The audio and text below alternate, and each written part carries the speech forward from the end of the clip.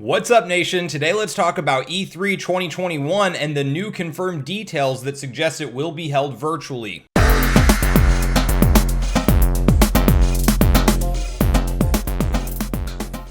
All right, everyone, so we got new E3 information, and I want to cover it with you all today because it's very interesting of how we might see this event unfold in the year of 2021. It's absolutely hard to believe that we're already getting information on this in February, but we do have a now official confirmed time slot for the dates that E3 will be held and how they will be doing it virtually, and then even how they'll be putting out the demos to gamers and to journalists alike that typically get early access to that, and it sounds like they will be doing that as well, but in a virtual queue type format. So I want to read through all the details of the new information we have and communicate it to you guys so you know what to expect in E3 of 2021. Now, before we do hop into all that information today, I just want to quickly invite you all to join Sunbro Nation if you haven't done so already. Do so by subscribing below, hit the like button on this video if you enjoy the content today, and make sure you turn on your bell notification icon so you're kept up to date with all the newest gaming and console news as we're in the new generation of gaming. But with that, guys, let's dive into the details.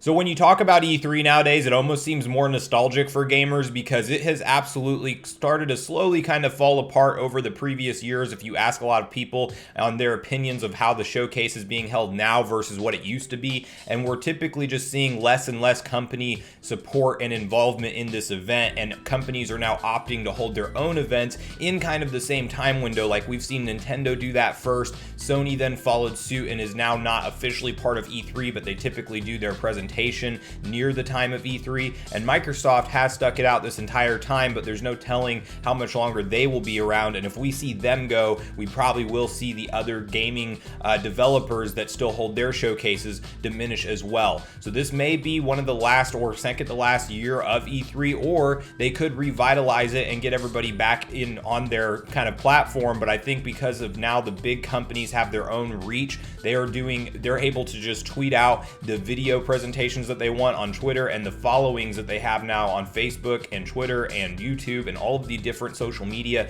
networks. It is becoming less and less important to have an organized event. That being said, I am still personally a huge fan of E3, and every year I do look forward to it. It's like my Christmas or Super Bowl. Like, I look forward to it all year because we get so much new gaming news, but we do know that companies kind of don't like to overwhelm the fans all at once with a bunch of new gaming news because you kind of get things that are slipped through the cracks. But regardless of all that, what I want to talk through today is actually what to expect in E3 of 2021, because we now know how they're going to be holding it virtually, and then also some really cool information on how they're going to allow people to actually play the games ahead of time, like you would normally have to line up and go through a booth and that kind of thing, and now they're even having an outline process where you can play the demos early, and I don't know how far this will stretch. It's probably not for just regular gamers. I'm assuming you have to have some kind of a pass, but let's read through the details of the articles together and share kind of the opinions of what we can expect in E3 of 2021.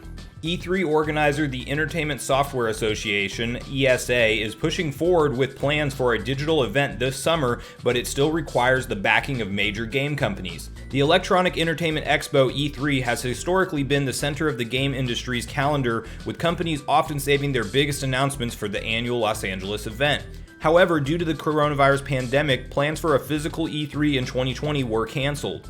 When a proposed 2020 virtual show also failed to materialize, the ESA promised a reimagined E3 would take place in June 2021. According to E3 2021 pitch documents sent to games publishers and seen by VGC, the ESA is now outlined its proposal for this year's event, which would see 3 days of live-streamed coverage held during the previously announced dates of June 15th through the 17th. The ESA's intention to hold multiple 2-hour keynote sessions from games partners and an award show, a June 15th preview night, and other small streams from game publishers, influencers, and media partners. The broadcast event would be supplemented by media previews the week before, as well as demos released on consumer platforms according to the ESA's proposal. The ESA also says it will allow partner companies to remotely stream playable game demos to the media across thousands of scheduled meetings with one-to-one assistance from developers.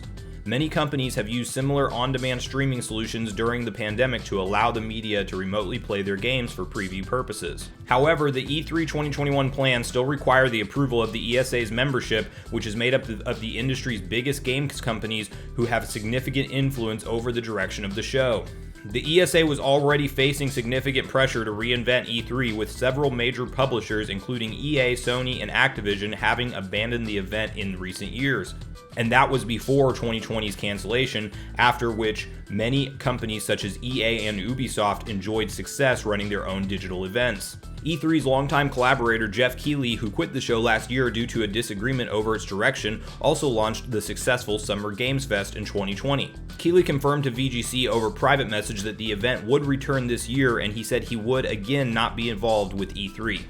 So the article continues on to kind of say what their event schedule would look like, and it sounds like that would be 10 a.m. Eastern to 10 p.m. Eastern as far as the actual stream time that they would stream these events throughout June 15th through the 17th, but it will be very interesting to see if these companies actually do sign off on this event, because this could absolutely be the make or break year for what the future of E3 is going to look like for us. So if Microsoft is still on board and they continue to do their event, that's obviously going to be a big pull for other gaming companies to also feel pressure to release their announcements there, but this could totally crumble apart. It's not exactly confirmed, other than that the ESA is proposing this and that they have to have now the game companies go ahead and sign off on it. I do personally predict that we will see E3 2021 and virtually, like they're probably planning this. They want to obviously keep this event alive, as it has a ton of eyeballs on it. The name still has a ton of clout with gamers, so they do want to keep this alive. However, I do think it's very interesting to see somebody like a Jeff Keighley, who has really become